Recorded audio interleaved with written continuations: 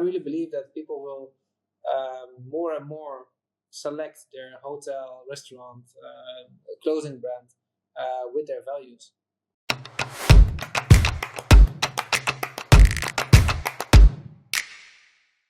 Welcome to the F&B Advantage, part of the Future Hospitality podcast, where we explore how dining concepts shape brands, experiences, and long-term value. My name is Gabi, and today we're going to talk about reinvention. What does it mean to move meters and meters away from where you were and start again with a completely new culinary story? Syrco Bakker built a 2 Michelin kitchen at Pure Sea and then made a bold decision to open the new concept in Bali. He's known for his creativity and for always searching the next thing. And even when it's comfortable, he always dives into it. In this episode, we explore how concepts can become both deeply personal and commercial scalable, and what happens when a chef turns philosophy into a business structure. Stirko, for the people meeting you for the first time, how would you describe what your focus on the day-to-day is? Well, good question. I'm a chef. I'm a culinary creator, and I want to create hospitality concepts, restaurant basically. My background is in the kitchens that are fitting with a conscious lifestyle. We that are aligning our values, working with traceable products, local products, and giving a platform for the people behind the products, but also for the team, the people we work with. We just try to make conscious decisions while providing a dining experience. And why the focus on the consciousness is because of like things that are trending right now, like scalability, but also sustainability, for example. Is that why the local products are becoming more important for you? Well, I felt always already connected with working with products around the restaurant. That's also what we did in Qatar with UC. But also, well, we had to there provide a dining experience that fits with with the idea of how Dutch or Belgian people see an Michelin-starred restaurant, which is French style of restaurant, white tablecloths, silver cutlery, the best products from all around the world. All these things are quite predictable in the way, and for me, it's I want just to go, want to refresh and to go a layer deeper. And for me, sustainability is about long-term thinking, and and it's super diverse. So that's long-term term relations with the producers, but also creating development programs for our team, but also in sustainability, making choices how we do our waste management. These things. Yeah, and let's go back to the start because I think if people hear your name, they think of Bali, about Michelin stars, awards. But what drove you to into the kitchen? Actually, my father was when he was young, he was a chef, and afterwards he worked in on the hospitality management school. So when the family is there, they always ask, "Oh, do you want to be a chef like your dad?" So I was, of course, like when you're young, you don't want to be like, well, some want to be like a dad, but I didn't want to do the same thing. I want to do something different. But when I was young, I started working when I was quite young in strawberry farms to pick strawberries, in plantaries, in the supermarket, dishwasher. And I was always curious of what the things that were happening, you know. So when I was a dishwasher, I was always like looking into the kitchen and asking how things are done and if I could help. And in a natural way, I moved into the kitchen. Yeah, yeah, and that curiosity, is that something also that new chefs should have when they are going to enter this industry? That's constantly like looking at things and renewing themselves in or like getting new skills in that way. I think it's always very, very good to be curious with everything you do, but also about everything because it makes you, I think, in a way wiser. It also moves you forward, and you never stop learning, right? For me, yeah, I'm now like 25 years, more than half of my life in the kitchen or in the hospitality industry, and I keep on learning and developing. So for me, it's also like what I do now this year. most probably next year I would do something different with the knowledge that I have then, because you're just gaining new knowledge and new information. And at this moment, I just try to make the best decisions with the information that I have now. Yeah, and I know a lot of about things about you, and I know you're a persistent person. You did a lot of interviews to get to certain kitchens to get there. You did a lot of internships with different restaurants, like the most cool restaurants there are. But you are always persistent, searching that new thing. And is that something you already had, or is that something you learned, or that is something that really needs to be in the industry for every chef? Well, I think every chef is different, and I also see now some chefs who just like um, how you call it again, who just like never had like a mentor, but he just like started in the kitchen, and it also gives like a new fresh look on it. But for me, yeah, being curious, going into a restaurant where you just purchase all your half produced products, and then you're like, okay, I'm cutting this tube of bavarois, frozen bavarois, and but how is a bavarois made? And I'm scooping this mayonnaise out of a bucket, but how is a mayonnaise made? You know, and then you go to another restaurant where they make all these things themselves, and you move into Michelin-starred restaurants, and then also in a certain moment you are like on top of the game, working with the freshest products, with with on a high pace, high standard, high quality, and then it gives a kind of drive, but also satisfaction to make it happen every day, and just to perform like on a high level. Yeah, yeah, and you're already performing on a high level a long time, and you were already really young when you were performing on a high level. If you look back to your younger self, and I know it's kind of cliche, but what would be like the advice? Like, what are the things that you learned during your years in the industry? Well, what I did the hotel management school, so I was very passionate about the kitchen, but then I wanted to just be like in a way like wider educated. So that's why I kept all the options open, and then I kept on like working in the weekends and doing the internships and on my holidays and so on. And then the last year of my of the school that I did was an internship, and it was in the Liberij, 3 stars, and then I was actually planning to do a bachelor in the hotel school The Hague. But then I really felt like, okay, I'm supposed to be in the kitchen and I can keep up with the team and with the guys and with the girls. So then I really decided, okay, I want to be in the kitchen and I want to learn. And then it was also very helpful that my dad was understanding what working in the kitchen means. And then he just said, okay, learn from the best. So then I mostly worked in 3-star restaurants. And did different restaurants, and I think that's very important. Doesn't have to be like a 3-star restaurant, but just different kind of restaurants in different part of the world, maybe different kind of approach. I think that's important to because that's shaping your signature in a way, and you learn maybe things that you want to use and that are helpful for in the future, but also some things that are maybe not aligned with your vision or aligned with your standards. So then but then you also know, right? So it's I think it's always like a learning process. I think that's very important for for everybody who wants to be in the hospitality industry, to work in different companies and do diverse kind of restaurants, hotels, just to see and to learn and to just also understand what's fitting with your personality. Yeah, yeah. And can you maybe, for example, describe a dish that truly presents your evolution of these years, where you maybe say, like, this is how I evolved as a chef, and yeah, how it changed over time, your favorite dish to make, or even your favorite product to use within your dishes? Yeah, that's a hard one. It's of course every time different. Well, a dish that I did in PUC was a nasi goreng with shellfish from Zealand and some seaweeds. So that was really like, well, I'm half Indonesian. My grandfather's from Java, grandmother from Sumatra. So I grew up with these flavors. So that's really like the roots, the flavors where I grew up with, but also the place where I lived then. So that was a combination of these things.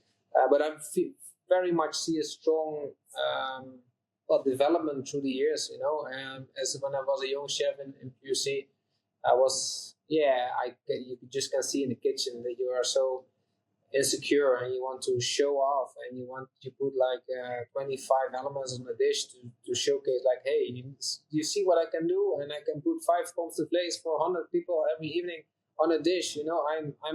I'm skilled to do that.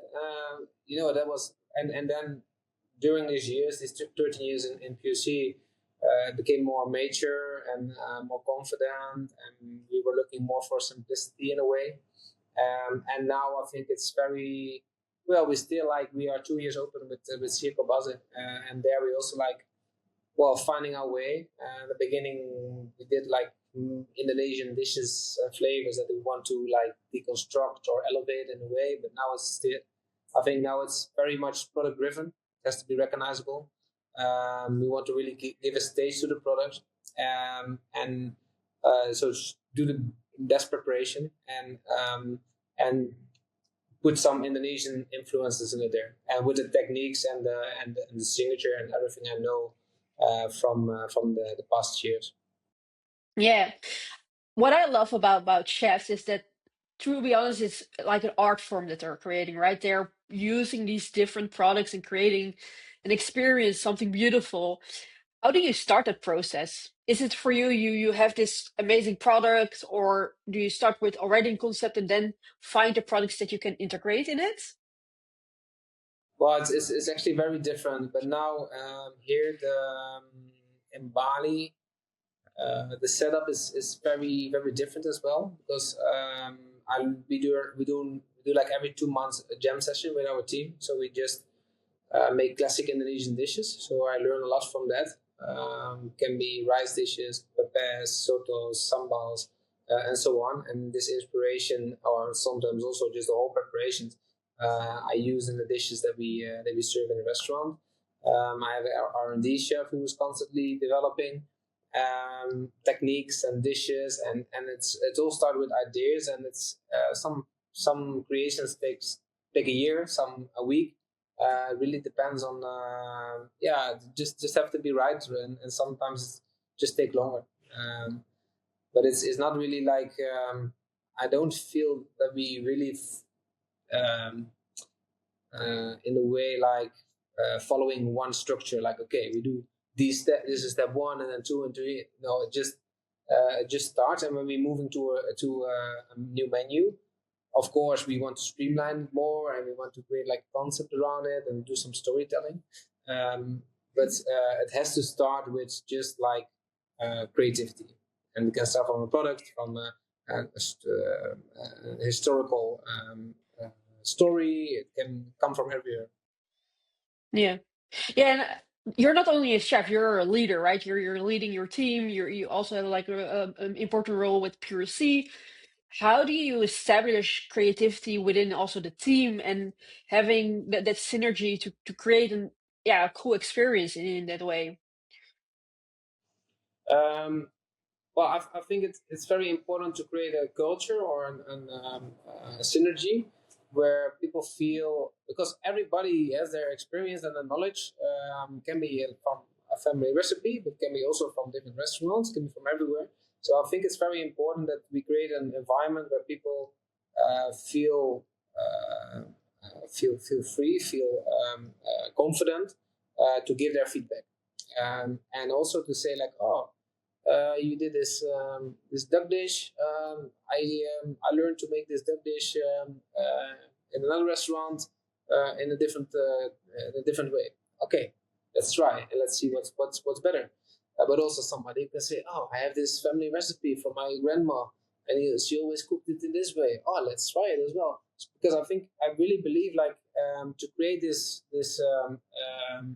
dimension, it makes the creation stronger, because I have some experience, but I want to learn, and I can learn from my team, and I think it's very important For me, it's also more refreshing, and I also feel Syrco BASÈ is a story of the people, right? The people, the producers, the Syrco BASÈ family, which is the team.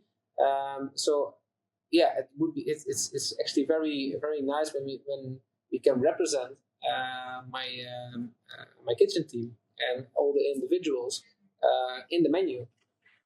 Yeah, yeah, yeah. I love that, but there's also another side of the coin, right? Your guys are performing on this high level fine dining experience and doing like it's. I think a lot of people don't know if they are not in in the industry, like how high tempo, high performance it is.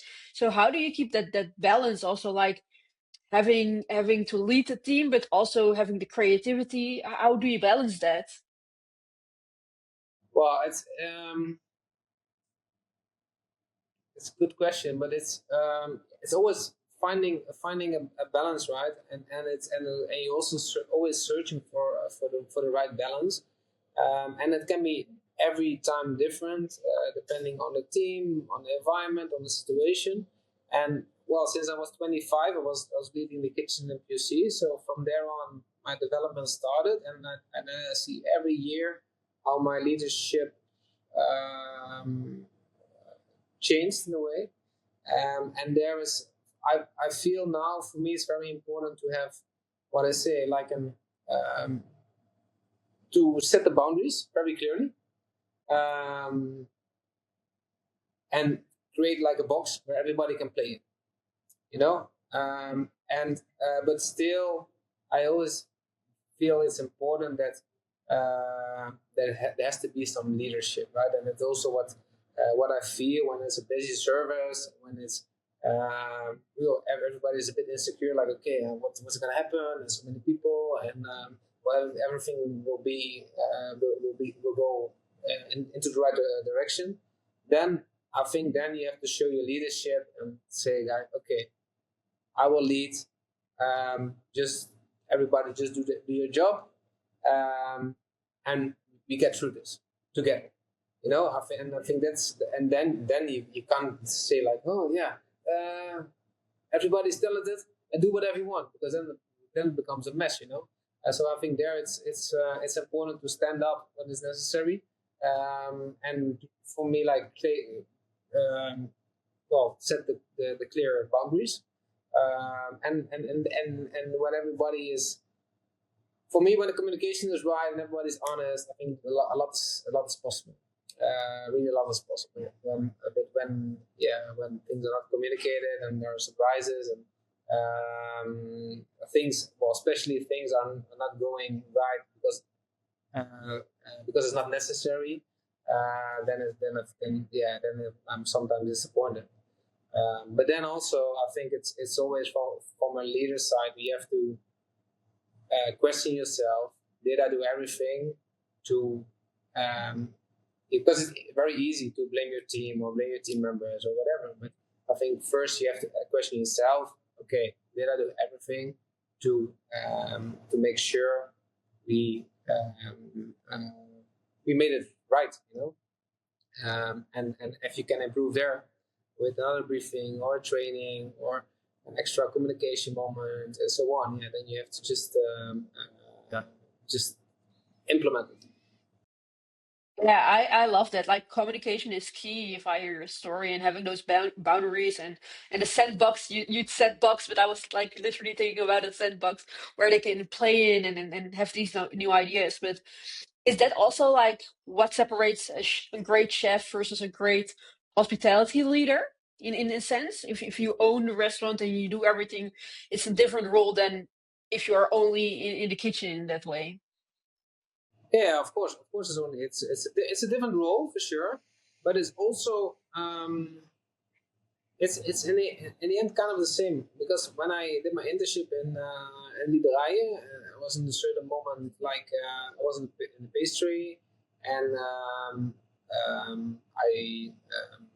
I was I was taking some responsibilities, but then when things went wrong, then the sous chef or the chef spoke to me and told me like, hey, things were not right tonight, or you dropped the ball a few times. well, my team maybe was dropping the ball, or making the errors of the failures. So then also like it was like then I learned very fast. Okay, when something is wrong in this section, um, I'm the one responsible. So the seniors will speak to me, and then I can just leave it like that, or also tell my team again, like, hey guys, yesterday this was good, this was not good. Pay attention there. And this is now, I think, with entrepreneuring the same. Okay, we go to lower season month. Share the your feeling, your worries, maybe your opportunities. So everybody feels in a way like um, have everybody has some understanding where we're going through as a company. Yeah. Yeah, and I think you have a lot of responsibility already when you were really a young chef at 25. And what I'm really curious about is like what felt riskier, becoming a head chef at 25 or moving to Bali and start from scratch? That's a that's a very easy question. I think for sure it's more risky because when I was 25, I just some people say, okay, was it too young? Yeah, maybe it was too young, but I had nothing to lose, right? So I just learned by doing. I made mistakes. I learned from it, and I moved on. And well, having a kind of reputation and then put it behind you and start up from scratch, like in a different country, different people, different products. Of course, it's Mm. much more risk. Yeah. Yeah, and what surprised you the most about yourself during that transition, like leaving everything behind and going into not only a new country but a whole new continent? Yeah, well, it's for, well to clarify for me. It was really after 13 years PUC. I was like, okay, let's shall we move to the as a as a chef, you just make your logic steps that every chef makes. So you go for kami to CDP to sous chef and to head chef to executive chef, and these are all logic steps. But it doesn't mean that it's really like that you get more energy out of your job, or it doesn't mean that you sometimes you go past your the essence why you became a chef. So from there on, yeah, from PUC with the 2 stars, yeah, then the second step is maybe 3 stars. But we push ourselves in a kind of environment and method that is maybe not anymore like feeling connected with me. So then I was like, okay, shall we do something, continue with something that is that how it's supposed to be in the culinary world, or is it now time to cut and then and to do something different, of course, in a different environment? I really needed it because sometimes you really need to, because I really believe if I would open a restaurant close to Katzand or in Netherlands or Belgium, I would say, oh yeah, I have a new signature and I do something different and blah blah blah. But you know the guest and you know what works, so I think automatically you going into the same direction again, and then a few years later you just do the same formula because you know it works.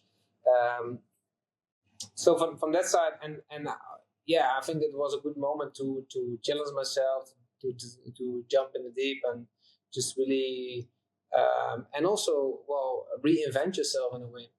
And I really believe because of this, for me it feels like a sidestep to make again like 10 steps forwards instead of a route or a trail where you're on where you can still make 5 steps forward, but then you are on your limit. So it feels like a sidestep to make again steps forward and do something really that's close to my values and my vision. Yeah, I love that. It's like a pet that not everybody is taking, and it's just so different and innovative and sparkling that creativity. What I'm curious about is you're starting this new concept from scratch in Bali.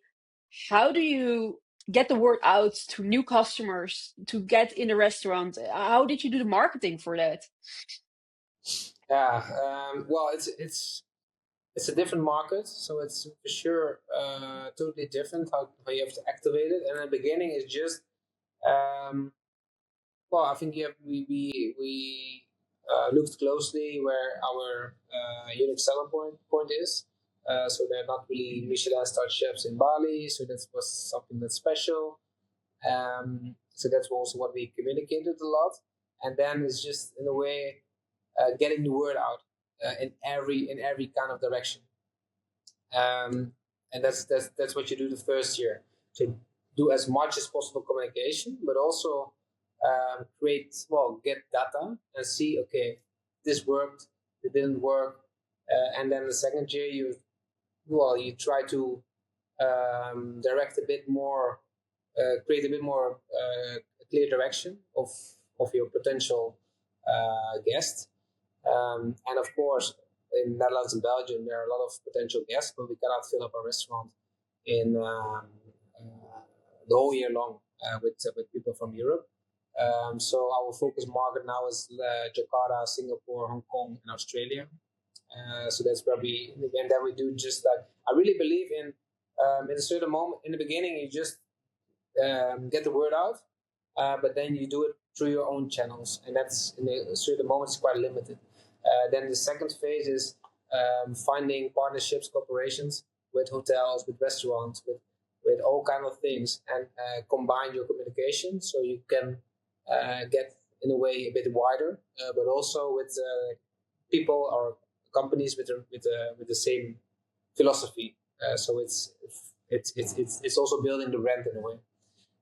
And now we are like the third year. We are focusing on a market where we feel like, okay, this is now we after 2 years we understand where our potential market is, and then we really like put a focus on one market and try to penetrate that as much as possible. Yeah, and would you say like you know the market, or you and the team know the market because in those first 2 years you were collecting data, you were seeing what works, what didn't work. Is that why you now have that perfect product market fit in this moment? And at this moment, we think that we have the perfect market, but most probably in 2 years we look back and we say, oh yeah, look at us. We thought we were doing something, but it's at the end different. No, I think it's what I like very much, the process of doing things, collecting data, seeing what works, and then make a plan, shape the plan, and redirect a little bit, and then with the team continue with taking our actions. And I think for us for me it's very important with my management team that we take control of our own pace. So we really need to make sure that we not like partners where we work with are affecting our pace with slowing it down. For me, it's very important that and just that we take all the necessary actions, and that we, after a month or after a quarter of the year, we cannot blame ourselves that we didn't take the necessary actions. If it doesn't work out, if the results are not what we hope for, then we shouldn't be regret actions that we didn't take. Yeah. Yeah, so fully stand behind your idea and philosophy and go for that and believe in what you're doing. If you like, how do you balance the storytelling, the philosophy that you have with the reality of the foods and cost and the payroll? Yeah. First of all, for me, of course, I want to do something with purpose and with uh, create a dining experience that fits with a conscious lifestyle. But at the end, we're creating a dining experience, and the dining experience, the feeling that we want to create at the end of the evening is that people feel like, okay, I want to come back next week, next day, next month, next menu, because I had a great evening, good food, good drinks.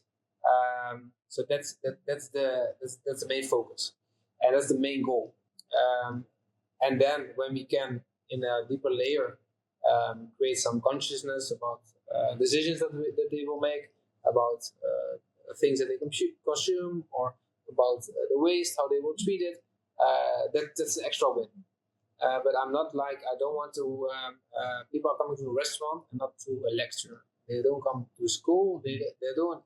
So that's I think that's very important to understand. And then it's always finding like the balance of creating a healthy company, because we have so many ideas and dreams and things that we want to create or that we want to accomplish. But beside that, we also have to build like a healthy, financially healthy company. So that's always like finding the balance, and that's why also now, like, okay, for us it's very important just to have full restaurant.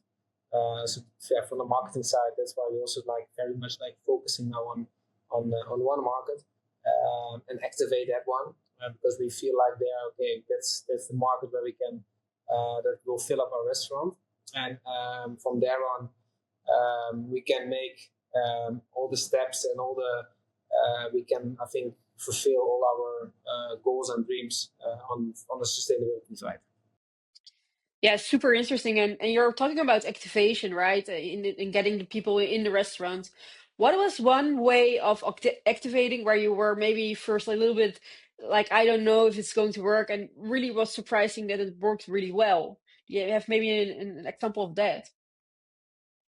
Um, well, we do a lot of things. So it's and I always really believe that, and I also saw it like in the Netherlands, because I had this herbal liqueur brand. Then sometimes we were on the fair, and then we thought like, okay, we paid amount of money for a stand, and then after 2 days we were like, there was really nothing. It was no contacts, no sales, and then it was 2 months before festive season, and then you got ordering of 2,000 gift boxes, relationships gifts. Of somebody that we met there on that fair. So I think always every action that you take, you will something will it will affect something. Especially these days, I really feel like, okay, you have to be in top of mind of the people. Everything is moving so fast, so it's like, yeah, if you see one time, two time, I heard like after 7 times, when you see like a brand, they start taking action after 7 times. So maybe this small event that we communicated, or that was like the 7th time that we are on top of mind. So people make the call to action to make a reservation or to do an event. But things to yeah, well, we had one time like a micro influencer. It was like not like millions of followers, but this amount of followers, but still like in this how can I say, in this scale of being credible. So not like every post like a branded post. That we invited for dinner, and then we had like I think 20 reservations because of this person. So yeah, that's for me surprising, because it's also like a new way of promoting a restaurant. And if you then find like the right person with the right audience, and that creates like a business for us, yeah, then it's surprising. Yeah.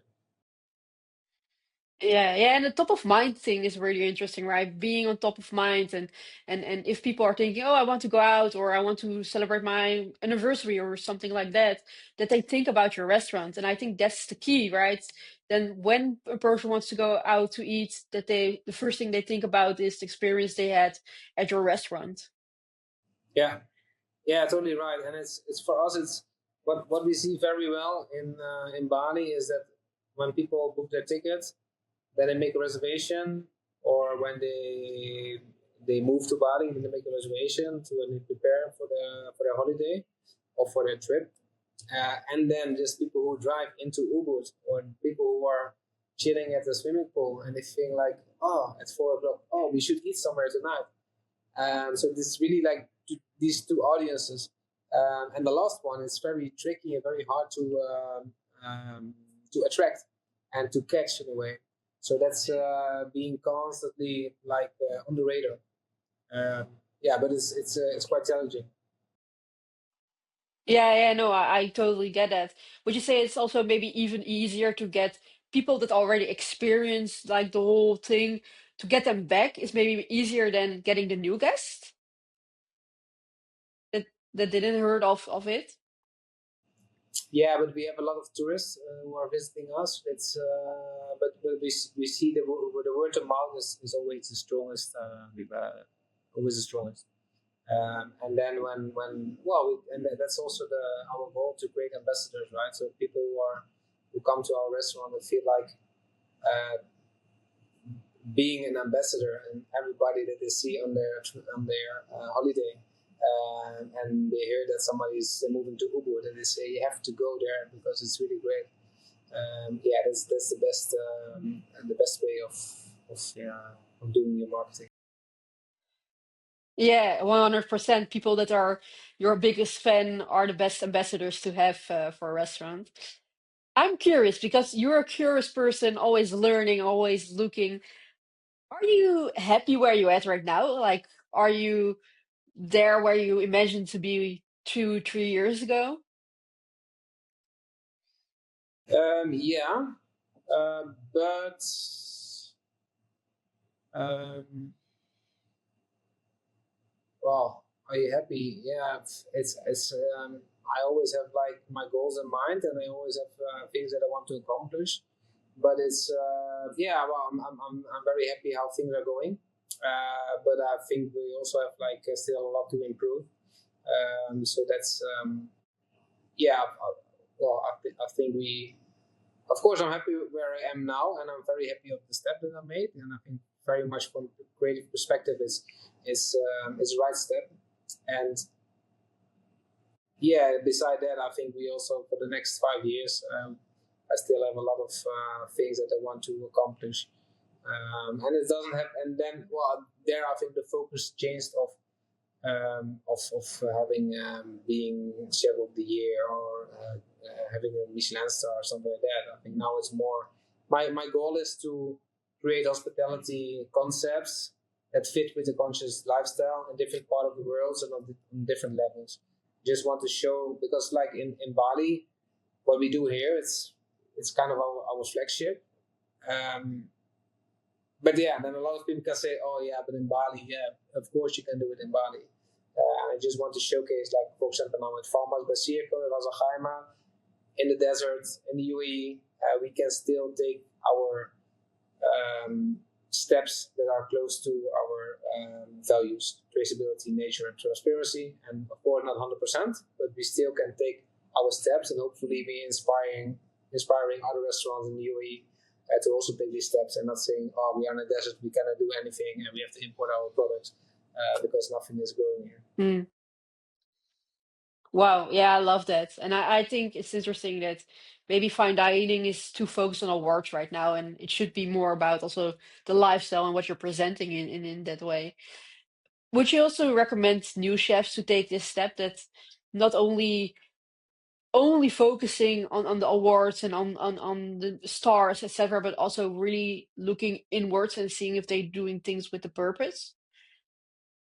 Well, I think everybody should do what they believe in and what they feel good with, and really stay true to that. I think that's very important.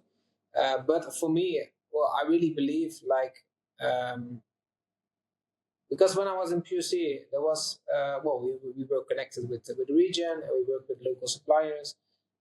But then my interns from Portugal, they asked me, "Oh, but this farmer, how is he farming, and what are you doing with your waste, and what?" So very asking very well specific questions, and I was like, well, quite surprised. I said, "Wow, they are really like selecting the place where they live or where they live and work with their values and with their lifestyle." And then I thought, like, okay, if this is these guys were around 20s, but if this is developing in the same way, then in 10 years, these are our guests in the restaurant. And I really believe that people will more and more select their hotel, restaurant, clothing brand with their values. Yeah. Yeah, I love that. It was actually a question that I wanted to ask you right now because we are the future of hospitality, and I wanted to ask you like, where are we going? But you took that question from me. But I'm curious, and that's also my final question about the future. What kind of chefs or leaders does the industry need more of at this moment?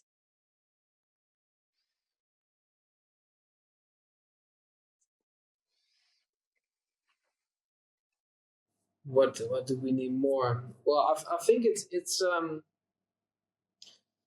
a good one. What do we need? I think all kind of leaders we need, of course, but it's I think in for example in Europe, um, I think leaders who are supportive with the goals of all the team members. So what we are doing and what I also did in POC, we're just creating development programs. And here I see it very clear in Bali. Some people just are happy with the job they do. They don't want to want to promote. They just want to stick with their responsibility because they're happy with it and they don't have too much stress. Good, fine. Yeah, we have to respect that. And before in the Western world, I was more pushing everybody to make steps in their career. So I think that that's also good, and that is also well great stability in your company. But beside that, yeah, if somebody wants to be a sous chef or a head chef or whatever, yeah, just support them with reaching their goals and well, I think it doesn't mean that for me. That means just okay. I just ask them one of the team members, okay, what do you want to achieve? Which steps do you want to take? On which timeline? Where do you need my help or support? And then I just like support it if they want to learn a technique or learn something of managing a kitchen or learn something else, fine. Or they want to learn something of marketing, do a cross training. Yeah, just being supportive but the team member has to be in charge and is responsible for their own dreams. So it's not that I think a leader shouldn't hold the hand all the time. We just should remind sometimes, like, hey, I thought that you want to be this serious and focused sous chef. Maybe you have to focus now then, because you want to reach this goal. It's not my words; it's your words. But I think that's yeah. I think maybe that's it. I think that's a lovely goal, like having more that mentorship and like having that responsibility. Syrco, I really want to thank you for this really cool conversation about different things about our responsibility, but also about innovating, reinvention, and local products. I wanted listeners also, if you want to see the video or see clips of this interview, follow us on YouTube. You can listen to this on Spotify, and I wish everybody a really nice day. And thank you so much again, Syrco, of joining the Future of Hospitality podcast, the F&B and Advantage. Thank you very much for your time. It was fun to join this podcast.